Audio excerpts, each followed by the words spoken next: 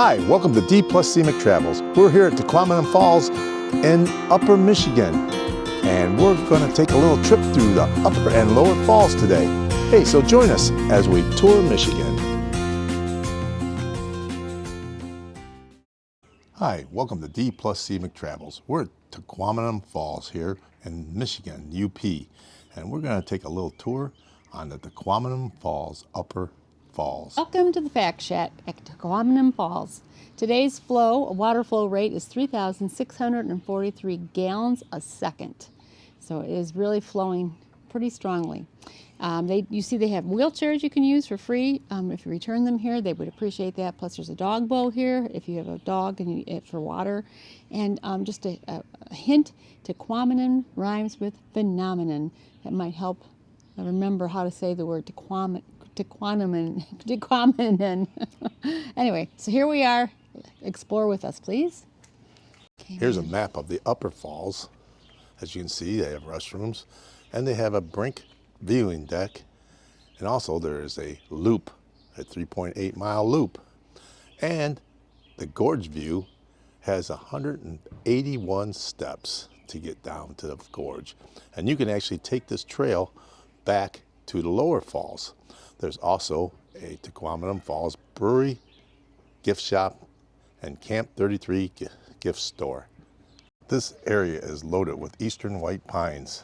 The needles are long and soft, 5 needles per cluster. A lot of white eastern pines. The park has very nice trails. They're blacktopped, and they also have nice restrooms. To get into the Michigan State Park, it was $12 per car for a one-day pass. Seasonal passes are also available. That $12 was out-of-state fee.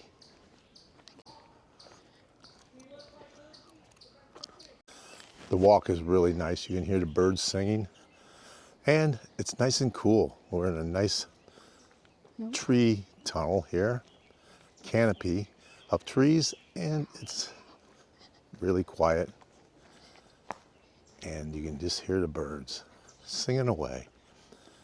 The path being blacktop makes the travel very easy. Besides the white pines, they're also known for their sugar maples.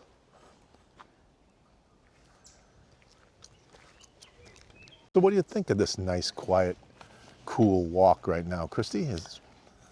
Well, you know, it's good exercise and it's beautiful, so you get 2 for 1 there. It's pretty. There's a lot of different trees through this area. And what do we have here, Christy? What kind It is called the American beech tree. Has smooth gray bark, egg-shaped toothed leaves, and many leaves stay attached all winter long. The fun fact is the beech tree in Tahquamenon Falls are often covered with white, waxy fuzz, which is a symptom of beech bark disease. So hopefully we don't see any fuzz. This area also has yellow birch. Identifying clues are a shiny silver, gray, or yellowish bark. The bark peels into small, jagged curls. It forms cone-like structures for seed disposal. So that's how it dispenses its seeds. Okay. And the twigs of that tree that we just talked about, the twigs smell and they taste like wintergreen. We didn't try it ourselves, but. So here we are, Upper Falls, and we're going to head towards the camera sightings. There are 3 major lookouts here four in this area that we're going to check out. 5, actually. 5, there's another one way up there. So there's 5 of them. And we're going to check out some of them. And the one is the brink viewing deck. And we will go down to see right at the edge of the falls. Here we go. It's a very nice trail. Bad part is we're here at the end of May. No, it's June 1st. Oh, it's June 1st. Oh, no. It's June 1st, sorry. And the bugs have just hatched. And these mosquitoes are just terrible right now this time of year. So here we go. enjoy your little trip to Tahquamenon Falls viewing areas. Upper Falls. The upper Tahquamenon Falls.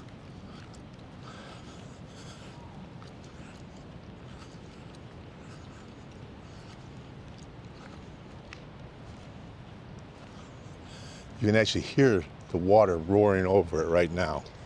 Over 3,600 gallons per second flowing right now. We also have eastern hemlocks here. Short needles that are flat on stem, have tiny cones, and they're reddish purple inner bark. All right. There's a lot of different trees in this area.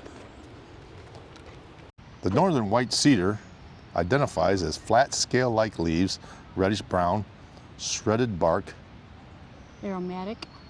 when crushed.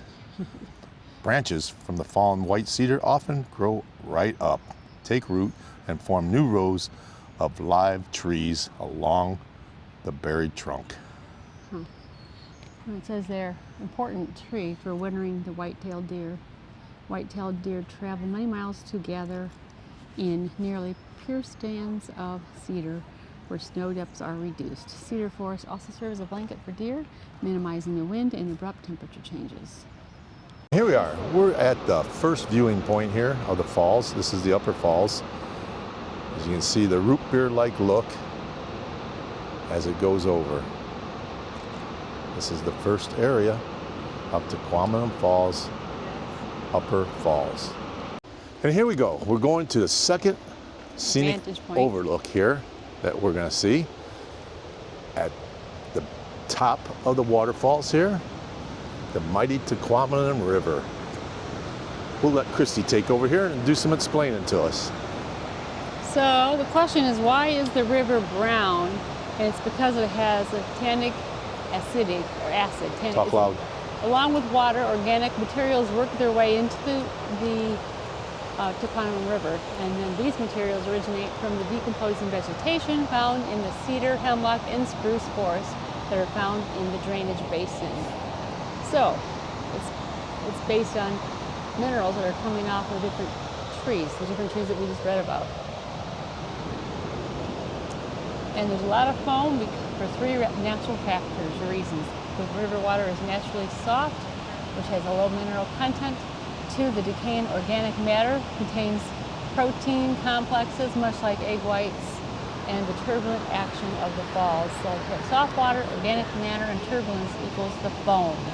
Are the fish safe? Yes, they are. They are safe in this water. It has very little effect on lowering the natural pH of the river. So the acids don't change too much of the river's pH balance. So for the last 20 years, the average pH has remained at 7.3, which is slightly basic, which is safe for fish and wildlife. And here we go. We're going to head down towards the viewing point, down towards the top of the falls. Let's see how it goes. This used to be all steps going down, but they just redid it. It's really nice. It's all ramp now. It's a ramp, so it's very nice. It's handicap accessible. It's all brand new, just put in. So, very nice to walk on. They've really stretched this out because it used to be straight up, straight down. And now it's a very long ramp to get down, which makes it very accessible to anyone. Two-legged and four-legged beasts. Yep, two-legged and four-legged beast, plus people with wheels. Yeah.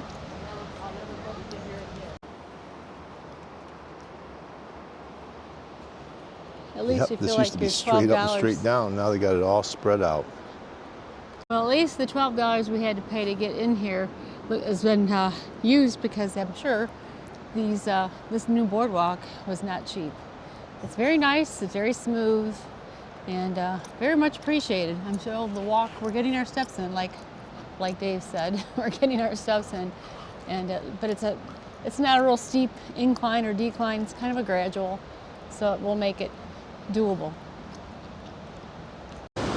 There you're getting some of the loud going over. Get a better appreciation of the velocity of that water, and a small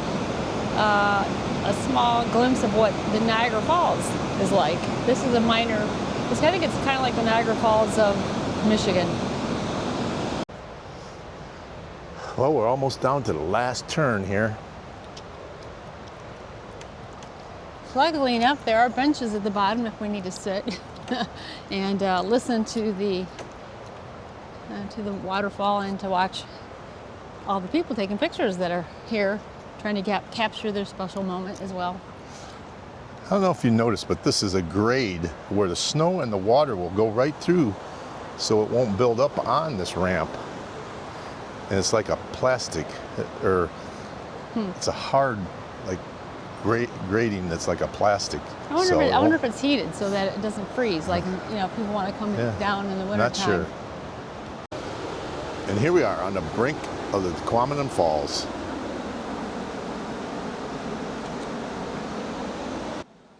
Oh, are you recording? All right, well, up close and personal.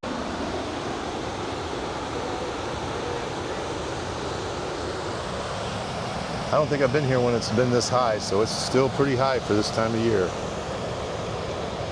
They did get record snowfall amounts this year, so I'm sure all that has melted and contributing to this beautiful flow of water.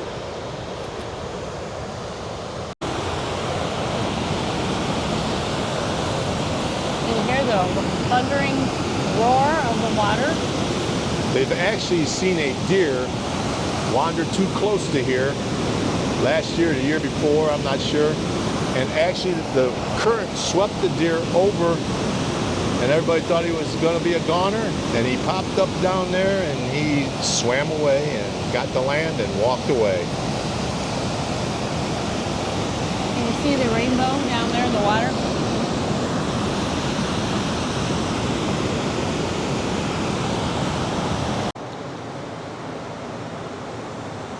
Beautiful, beautiful, beautiful. Well, that's it for down here.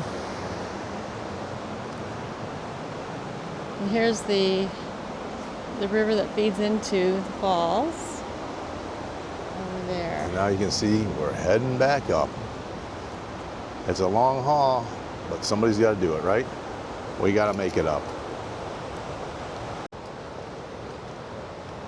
Up, up, up we go. Heading up the ramp, and then we're going to work ourselves over to the lower falls, I believe. Well, we'll probably get in a car and drive to the lower falls. Yep. But I think we got one more lookout here, and then we'll head over to the lower falls for a quick jaunt. But they do have more trails and things if you wanted to linger here. Yes. There are other things to do. And there's actually a trail that you can get on, and it takes you straight to the lower falls. A couple miles probably. Yeah. It'll tell us exactly up here when we get up there. We'll be able to clarify the length in case you decide you want to get even more exercise.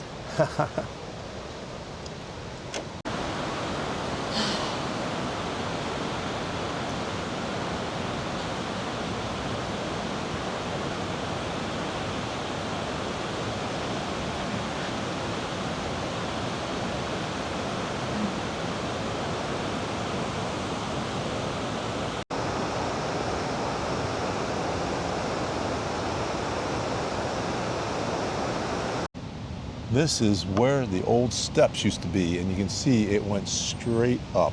It was very steep. Very steep and a lot of steps. And we see felled trees. I'm sure Mother Nature had a hand on that. There you can see. I'm sure they had to clear out a lot in order to make this beautiful ramp. You used to have to walk all these steps to get up here.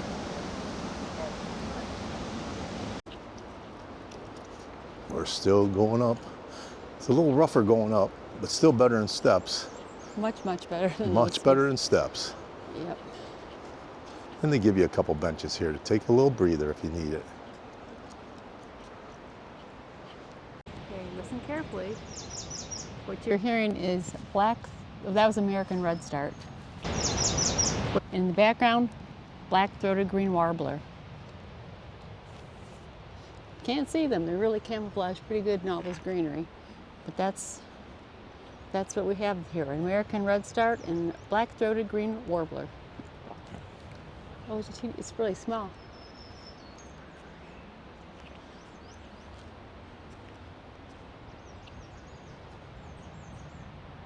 Yep. All right, we've been to the Falls Brink viewing area. And now we're heading towards the Falls Gorge viewing area. Areas. There's more than one. Areas. Oh. And the nature and river trail that we were talking about is this way.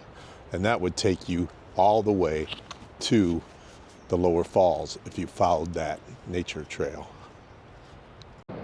This is the gorge viewing area. Just a different vantage point. We're getting closer to the lower falls. We're not there yet, but this is the direction that you head to get to the lower falls.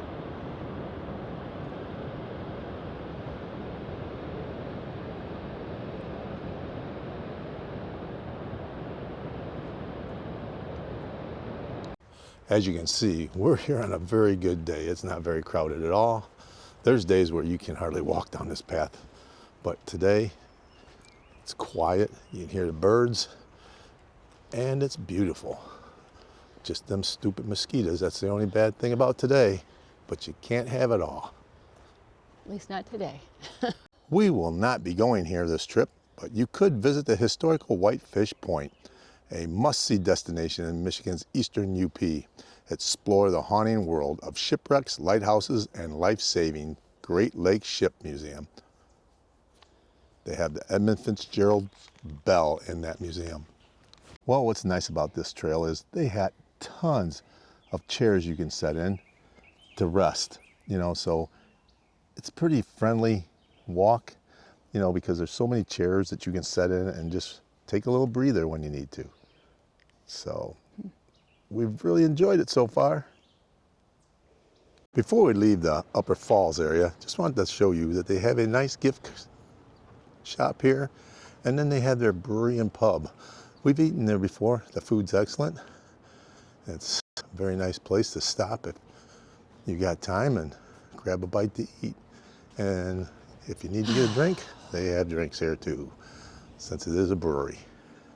So, yep, they have ice cream. They have a fireplace over here, and when it gets colder, they have fires going when it gets to be warm. But yep, this is the brewery and pub, ice cream shop, and gift shop. Ice cream, the brewery and pub.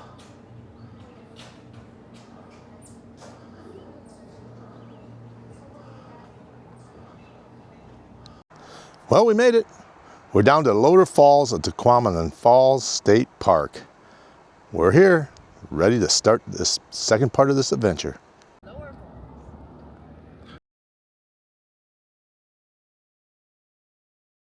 All right, we lost our mics, so we have to talk louder here. We're heading to the lower falls. We're just going to spend a little bit of time here because it's getting late, and we just wanted to give you a little peek of what the lower falls looks like here at Tahquamenon Falls. We've been to the upper already, and now we're going to check out the lower. Okay, here at Tahquamenon Falls lower, we actually have restrooms, waterfalls this way to the left. We have a gift shop and cafe to the right, and we have boat rentals. Here you can see part of the lower falls. We got some falls over that way. Here it is. Little rapids. To the right is a viewing deck. See? If we go to the right, it's a third of a mile to get to the viewing deck for the falls on the right. A little different angle of the falls. And this is the actual boat docks where you can rent boats. There's an area over there where you can actually get on that island and go around and look at the falls on that side also.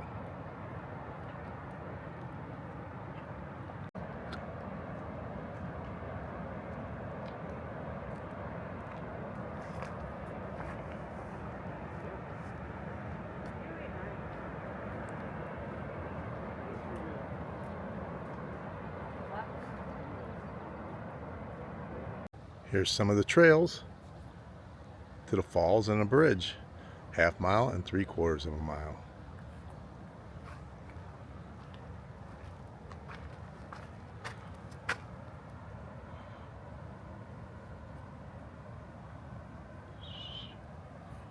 So we are right here, and this trail here takes you back towards the upper falls.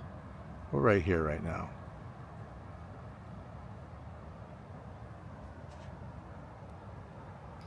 This is considered a lower falls hiking trail. Anyways, that's a pretty quick view of the lower falls. Now this trail does wrap all the way around, and you can get closer to the one section of the falls if you continue to walk.